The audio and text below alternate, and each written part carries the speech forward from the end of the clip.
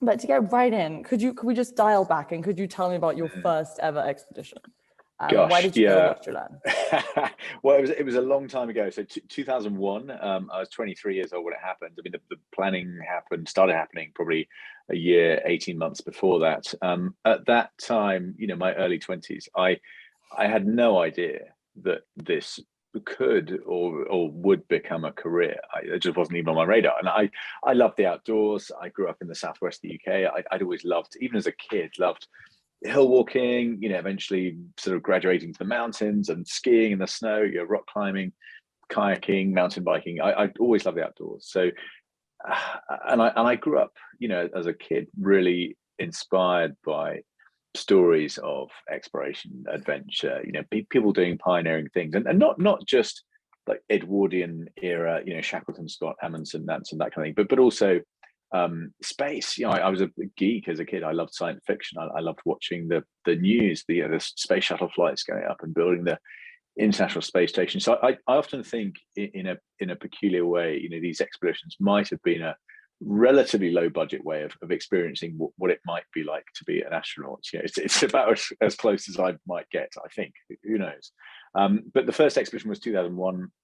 It was with a guy called Penn Haddo, Penn with a P, and he was, looking back, he was very much my polar mentor. He offered me the chance. I was looking for opportunities to do one expedition, just to do one trip to either pole. And Penn was leading. Well, originally he was going to be leading a team to the geographic North Pole from Russia. So that's about 1,000 kilometers. It's probably a 2-month journey. And to cut a very long story short, the team, for various reasons, pulled out. So it's basically just ended up being me and Penn. I was 23. I'd never done anything like this. I thought I was well prepared. I was pretty fit. I had a brief, army career. I just left Sandhurst. I'd been, cross country skiing in Norway, all that kind of stuff. So I thought I knew what I was letting myself in for, and realized very quickly indeed, that we were dropped off by helicopter on the northernmost tip of the northernmost island off the north coast of Russia. So Seven Isles Zemlya is the string of islands on the very north of Siberia. And the North Pole is in the middle of the sea. So if you're trying to walk there, you're walking over the frozen or semi-frozen surface of the Arctic Ocean. So that there are no maps. There could never be any maps. So it's a peculiar environment. And we were literally dropped on the beach, and we just skied off onto the sea, dragging our sledges. And it did not go to plan. I don't think anything about that first trip went to plan. I mean, it was just a complete shock, to me, at how tough, how challenging this environment was. We spent 59 days on the pack ice that year, 8 weeks roughly. We didn't get to the North Pole. We got about 2/3 of the way there. So I came home, defeated and with my tail between my legs. I was then sent an invoice for my half of the remaining costs, because we'd gone way over budget. And chartering helicopters in Russia is quite expensive, it turns out. And I had no money. I was 23, no job. I didn't have a degree, and my parents had split up, and they weren't going to lend me any money. So I basically concluded that the only way of fixing this was by doing another expedition. And if I could raise enough money, pay off the debts from the first one, the sort of Ponzi scheme. So that's how it started. And just in a way, just sort of sheer desperation. Coming out of this first expedition, not getting there, sort of biggest failure I'd ever experienced in many ways, and realizing that the only way out was through. And of course, I got better at it over the years, and it became a business in many ways. Was employing people. Ben, when I first heard about that story, I immediately thought about my dad, because he basically just goes around and he sometimes just says these quotes in every sort of situation. One of his main quotes is, "Try once, fail once, try again, fail better." So I just wanted to ask you, what, like on a sort of personal and psychological level as well, like what did you learn from that, like failure? Yeah. My brother sent me, he texted me a quote from The Simpsons, and I think it was Bart Simpson, Homer Simpson said, "You tried your hardest and failed miserably. The lesson is never try." And I think deep down, gosh, I mean, it taught me a lot of things, that first big expedition, and it taught me about I think about risk and about trying things, and it did not go to plan. It couldn't have. Well, it could have been a bigger failure if we'd been, I don't know, eaten by polar bears or something. But at the time for me, it felt like a colossal failure. The most ambitious thing I'd ever attempted to do, and I trained really hard for more than a year. I thought I had really, really high chance of success, and I was completely humbled by this place and by the severity of this challenge. So at that point, in my early 20s, I saw myself as an athlete, and this was the arena that I was sort of going into to kind of test myself and to challenge myself. And my motivation certainly changed over the years, but I think it was, the lessons were, I think, for that first trip, around kind of humility. And it really, I went at 23 feeling I was indestructible and invincible, and like, little did I know how tough this was going to be. And very much on that point, like, what do you think? Because sort of you really focus on, also your expeditions really test the limits of the human body. Like, some would say that it's sort of a macho, reckless, and dangerous sort of thing to do, and others find it incredibly commendable. What value do you think, like, testing the body's limits has? Yeah, that's a very good question. And I you said it, sort of macho, reckless. I'm not sure it's reckless, to be honest. I lived in London for 20 years, and I'm convinced I had more near-death experiences riding my bicycle in London than I ever did in I would also say that's reckless. So, risk is sort of inevitable as a human being who's alive. We've no idea what's going to happen in the next moment. So to me, I don't think these experiences have been reckless. I mean, looking back on my career, there's been a degree of selfishness, I think. And I'm married now, and life's changed a bit. And I think for so many years, I had this absolute tunnel vision, laser focus on the goals I was trying to achieve. And I'm certainly not advocating that that's a healthy way to live for anybody. I think that was, unhealthy in many ways, completely unbalanced. And a lot of stuff in my life was sort of neglected because I was on this mission for so many years. But I think in terms of the sort of athletic physiological side, I mean, there are little things. I'm not a scientist, but I've been a guinea pig on treadmills for over the years, a lot of time, and lots of blood samples taken, and we've done bits of research here and there. So perhaps I'd like to think we've contributed something to the sort of collective sphere of knowledge about everything from sort of human endurance, physiology, nutrition, training, fitness. I'm a huge geek when it comes to those things, but that I mean, I was going to say it wasn't motivation. In some ways it was to start with, but that definitely changed as the years went on. I'm certainly in huge awe of your polar achievements and bravery. However, I am against such extreme sports, as I think it puts one and their personal entourage at risk, sometimes in the search of only adrenaline. What is your view on this, and how can you balance this career with your personal life? Yeah, gosh. Well, that's a good question. I would say that there's disappointingly little adrenaline. I think there's a reason that Red Bull and GoPro have never sponsored me and offered to sort of put a camera on my head for an expedition, because they would find that it is pretty boring. These are some long, sort of drawn out tests of endurance. There's not a lot of excitement, and I'm not jumping off cliffs with a wingsuit on, that kind of thing. So I would say I don't think I'm a sort of adrenaline junkie, thrill seeking, sort of lunatic. I don't think so. I mean, having said that, I think from the outside, there's a lot about these journeys, particularly the big solo trips, that to most people would just seem ludicrous. Like, what on earth do you mean you're setting off on your own? I was 26 when I skied solo to the North Pole, which now feels really young. Dropped by helicopter. I was on my own for 72 days on the Arctic Ocean. I used to put a little tripwire around my tent at night with these flares. So if a polar bear came along at night, it would trip the tripwire and set the bangers off, hopefully scare itself away. If not, wake me up, because I'm sleeping next to a rifle in the tent, and flares that I can fire to try and scare the bear away. So looking back, these definitely weren't kind of pedestrian and easy, safe camping trips. There was definitely a degree of risk, but I think the argument about putting other people at risk, I don't know. I think I would have been a way worse son slash boyfriend slash husband now if I wasn't able to go and do these things. I'd be so frustrated if I was, because it seemed a bit risky. I stayed at home instead. Oh gosh, I wish I could remember off my heart. It's a lovely line, Helen Keller, about life. Life is either a daring adventure or nothing. I might look it up because I can read out and full in a second, but it's wonderful. And you've also given a TED talk called "Why Bother Leaving the House" that I recommend to everyone. Also, yes, yeah. Thank you. Yeah.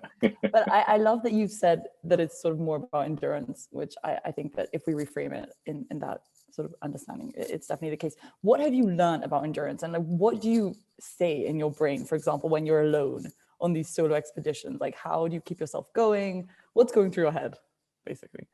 Gosh, yeah, good question. I'm going to read out this. I'm going to read out a couple of lines. I've just Googled it. This is Helen Keller. I don't know when she wrote this a long time ago. Security is mostly a superstition. It does not exist in nature, nor do the children of men as a whole experience it. Blah, blah, blah. Avoiding danger is no safer in the long run than outright exposure. The fearful are caught as often as the bold. Life is either a daring adventure or nothing. There we go. Having said that, I've still not done any wingsuit jumping, nor does that appeal to me in the slightest. In terms of what goes on in my own head on these expeditions, gosh, good question. If things are good, if the weather's good, and by some sort of freakish coincidence, the ice and conditions are all relatively benign, normally daydreaming about future expeditions and sort of planning to come back and do bigger and longer and harder trips. If conditions are bad, which is most of the time, I'm normally cursing myself, questioning what the heck am I doing out here again? I'm an idiot. What was I thinking? It's really scary. I'm really tired and lonely, and and planning when I get home, if I get home, to go and open a surf shack on the beach somewhere or a bar, and never go anywhere near snow or ice ever again. So I was at school. I always got in trouble with daydreaming. So I guess I found a career where that's quite useful, the ability to sort of lose yourself in your own thoughts for hours at a time. What are you daydreaming about now? Like, what is the future of Antarctic or just general polar expeditions? Oh wow, yeah, gosh, lots of daydreams at the moment. So to me, I've in terms of sort of breaking records, and I mean, I guess I'll be relieved to hear that I'm not planning to put my sledge harness on anytime soon and try and break another record on my own in either the Arctic or Antarctica. I feel like I've scratched that itch. I feel incredibly content with what I've been able to achieve, and I also feel they're kind of diminishing returns from doing the same thing or similar things over and over again once you've learned the big lessons, which I feel I have. So I've got everything I wanted to out of that world, and for me, the new adventures are very different spaces. I mean, you mentioned investment and finance and clean tech, and worlds that I never thought I'd be involved with. I'm sure as a teenager, I must have said at some point, probably more than once, like, I'm never going to be a businessman, like boring. I'm going to be an adventurer. And of course, looking back, I was a businessman the whole time. I had to figure out how to fund that first expedition, got that wrong. Had to figure out how to raise more money for the next one, and ended up, at one point employing a team of 12 in an office in London. It became this business where I was inadvertently the CEO of this peculiar company where I was the boss, but I was also the product. I was the thing that we were selling and then delivering to our partners, our sponsors. So looking back, I've had to be a businessman all along. I've had to be entrepreneurial. I've had to make these are expensive camping trips. The biggest expedition I'd done back in 2013-14, that was about $2.5 million. So I had to raise that from scratch. I didn't have any money to start with. So I had to figure that out. And part of the adventure I'm on now, and part of what I'm dreaming about now, working on now, is in investment and finance, and it's specifically climate tech related. It's China related, which is a whole new adventure. I won't bore you with all the details, but a super steep. It's been a very steep learning curve in the last year or so, and it feels a lot like 22, 23 years ago. Wanting to do my first polar expedition, wanting to get into this really, to me, what was a really exciting field, but a really, really specialized, quite intimidating niche with a lot of specialist knowledge and terminology, and lots of sort of people, legendary people in that space who'd achieved incredible things. And here I am, like on the outside, wanting to get into that world, but I haven't done anything in that space. So how do I figure this out? I loved that challenge 20 years ago, and I'm loving the same challenge now. Except, of course, I'm coming to it with this interesting sort of Trojan horse, which is that I've spent 2 decades experiencing at firsthand what is happening in both the Arctic and Antarctica. So I guess I can talk about climate change with a degree of authenticity and authority, because I've spent more time in these places than a lot of climate scientists have. I'd love to hear more about the climate tech, but just dialing it back a tiny bit. Why the polar regions, and why are they important? I mean, you've spoken about climate change, like why are they important? Why should we care about them? And yeah, gosh, good question. Why should we care about them? Well, they are, firstly, they're massive. They're huge parts of the planet. Yeah, Antarctica alone is 10% of the Earth's landmass. It's a big percentage of the planet that we all share. Is the very far north and far south. And to most people, they're sort of abstract, slightly nebulous, hazy concepts. They don't really. I've met well-educated grown-ups who think that the North Pole is in a sort of forest clearing in Lapland somewhere, and maybe there's a log cabin and a sort of stripy pole, and they're surprised to hear, no, actually it's in the middle of the Arctic Ocean, which is 5.4 million square miles. That's bigger than the United States. North Pole is in the middle of the sea. South Pole is in the middle of Antarctica, and no, it's not covered in penguins like you've seen on TV. But actually, I mean, there are some penguins around the very coast in the islands, but once you get inside, nothing can live. Giant white desert. And it's a big place. It's the size of China and India put together. Antarctica is massive.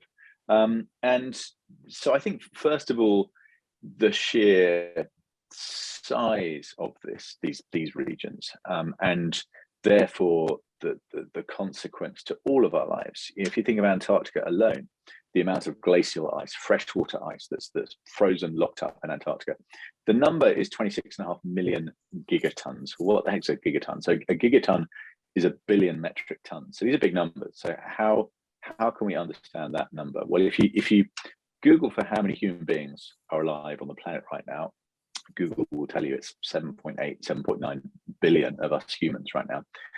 Divide up all the ice in Antarctica by humans. Yeah, how much ice do we have each? What's the answer? Is it 3 kilos or 5 kilos? What's our individual sort of allocation or responsibility of ice in Antarctica?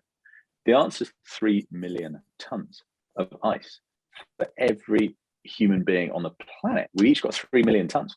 Now, I'm an ice specialist, and I still don't know what 3 million tons of ice looks like. So somebody said to me last year, that's about the same as 10 aircraft carriers in terms of displacement, which is so the scale of these places is astronomical. And I think, therefore, for people like me or people like us who've been lucky enough to travel to them, that there's this really interesting storytelling challenge, which is, how do you explain the scale and the significance of these places to people that are never going to get to visit them, and who might have seen something on TV about penguins, but that's about all they will ever know of these places.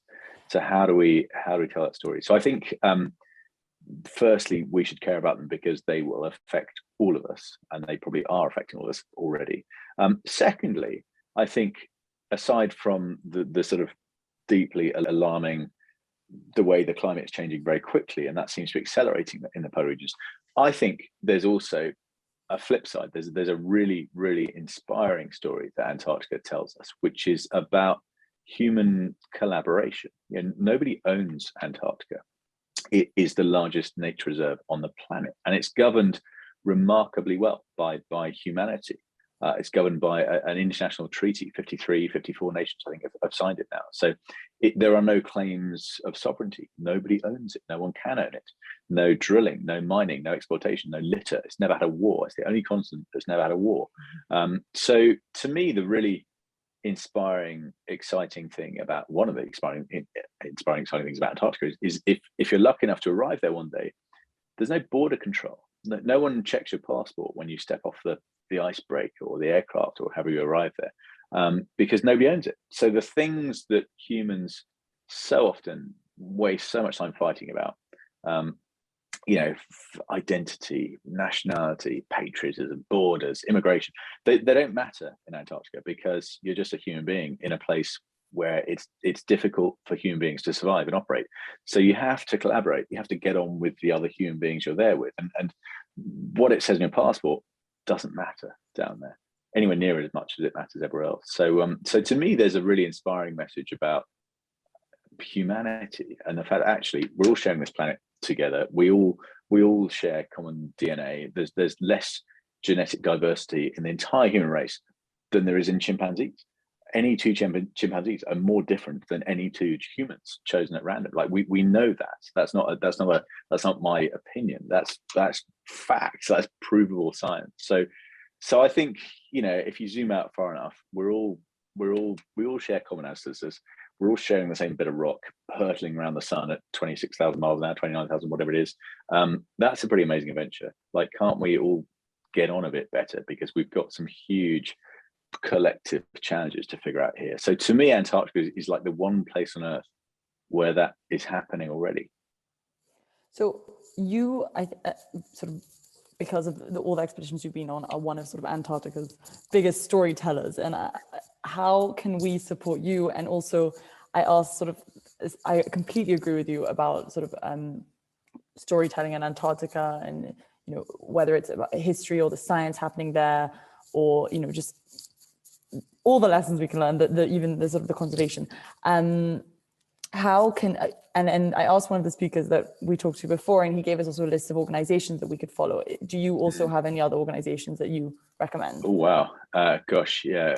Good question. I should have been prepared with lots of URLs, but I'm going to rewind slightly and say that I am, I'm 44 now. I've got no hair left. My beard's going grey. I'm sort of getting into middle age to my disbelief.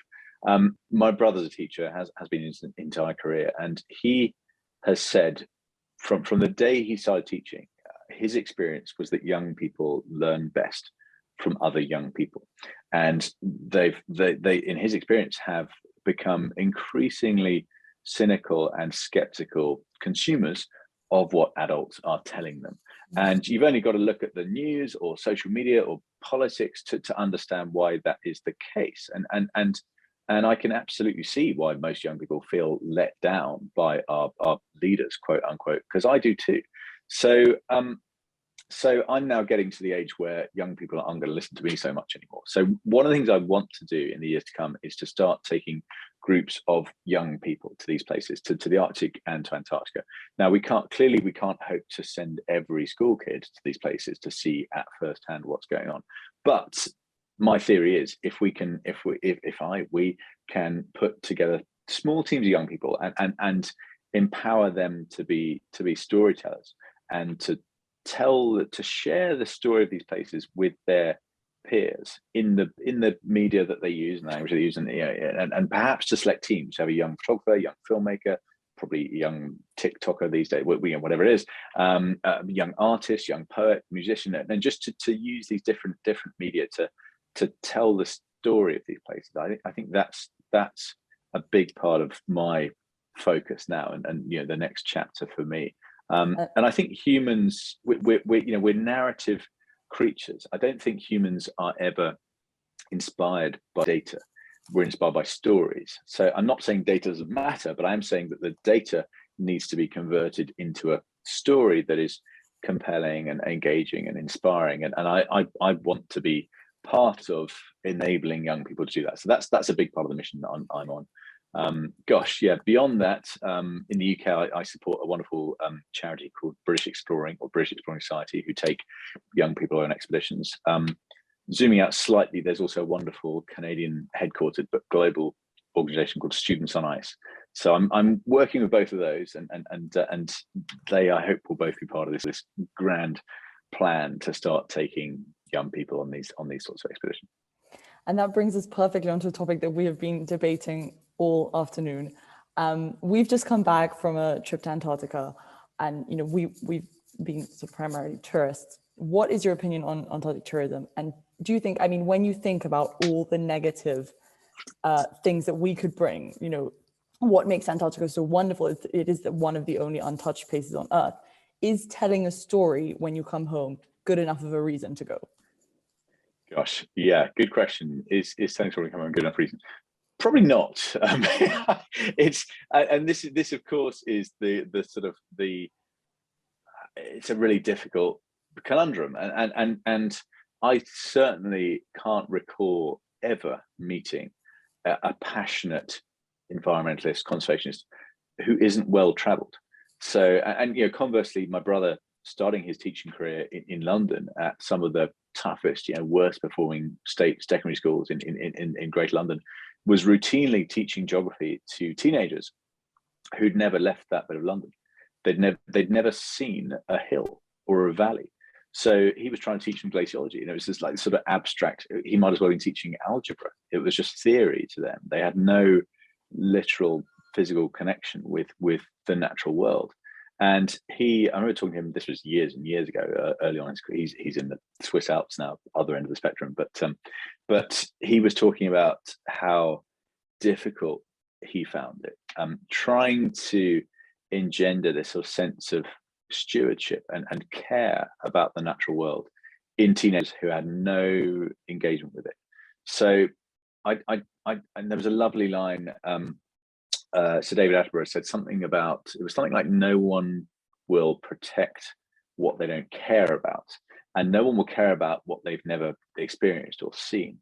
So there's obviously a kind of paradox there, which is, you know, how do we experience these places? How do we still benefit from the magic of travel and seeing these incredible places and meeting wonderful people all over the world without trashing the planet at the same time? And sadly, I don't have an easy answer to that. I personally try to do what I can. I've offsetting flights for years and planting trees up in Scotland every month by direct debit. But somebody said to me a while ago that carbon, you know, offsetting, it's a bit like kicking a dog and then donating to a animal welfare charity. Like it's not the answer. And that's, again, personally, that's part of my motivation for wanting to work in the space that I am now, in the investing work I'm doing. It's a chance, hopefully, for my own, you know, personal footprint at the end of my life to say, okay, right, well, I've done all this flying, all this traveling, I've burnt all these tons of fossil fuel to do that, but actually I've helped scale this company and build this company, and actually we've removed way more CO2 or whatever the metric might be than I've generated. So my own hope is that my personal footprint is sort of carbon negative, if that's the right term. But yeah, but beyond that, I don't think traveling less is a sort of world that excites me, and I wouldn't want to restrict anybody's ability to get around the planet and meet other people and see the amazing things I've been lucky enough to see. So I am, you know, I've always been an optimist, and I think the answer really, it doesn't lie in, oh well, I'm gonna take the train a few times instead of flying and recycle a bit more, and yeah, and not use plastic straws. Like they're all exactly, shower less. I don't need much shampoo these days. less CO2 somehow. So I think all of those like incremental things are important, of course, but I think the situation is so alarming that it's going to take massive innovation in everything from carbon capture to completely shifting the way that we travel, that people get around, and transitioning as fast as we can away from fossil fuels.